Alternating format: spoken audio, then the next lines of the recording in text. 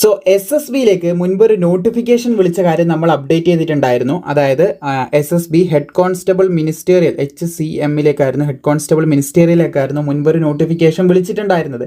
So ആ ഒരു പോസ്റ്റിൻ്റെ physical ഈയിടെയായിരുന്നു കഴിഞ്ഞത്. 2020 വിളിച്ചിട്ടുള്ള ഒരു നോട്ടിഫിക്കേഷൻ 2020 വിളിച്ചിട്ടുള്ള ഒരു നോട്ടിഫിക്കേഷൻ ആയിരുന്നു. 2020 വിളിച്ചൊരു നോട്ടിഫിക്കേഷൻ ആയിരുന്നു ഇത്.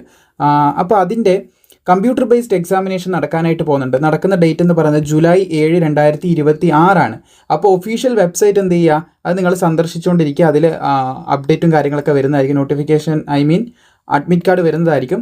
സോ നിങ്ങളുടെ യൂസർ ID പാസ്വേഡ് ഉപയോഗിച്ചുകൊണ്ട് താഴെ ഡിസ്ക്രിപ്ഷനിൽ ലിങ്ക് കൊടുത്തിട്ടുണ്ട്. സൈറ്റ് ഇപ്പോൾ കിട്ടുന്നില്ല. അപ്പോൾ ആ ഒരു സൈറ്റ് കയറിക്കൊണ്ട് നിങ്ങളുടെ അഡ്മിറ്റ് കാർഡ് ഡൗൺലോഡ് ചെയ്യാനും പരീക്ഷ അറ്റൻഡ് ചെയ്യാനും സാധിക്കുന്നതായിരിക്കും. സോ ഇതിൻ്റെ ഫിസിക്കൽ വന്ന സമയത്ത് നമ്മൾ അപ്ഡേറ്റ് ചെയ്തിട്ടുണ്ടായിരുന്നു. ഐ തിങ്ക് കഴിഞ്ഞ ഇയർ ആണ്, എൻ്റെ ഓർമ്മ ശരിയാണെങ്കിൽ ഇതിൻ്റെ ഫിസിക്കൽ നടത്തിയിട്ടുണ്ടായിരുന്നത്. സോ 2020 വിളിച്ചിട്ട് അത്രയും വലിയൊരു ഡ്യൂറേഷൻ ഉണ്ടായിരുന്നു ഇതിൻ്റെ ഒരു പ്രൊസീജിയർ കണ്ടക്ട് ചെയ്യാനായിട്ട്. ഇപ്പം 2026 ഇതിൻ്റെ റിട്ടൺ എക്സാമിനേഷൻ നടത്താനായിട്ട് പോകുന്നത്.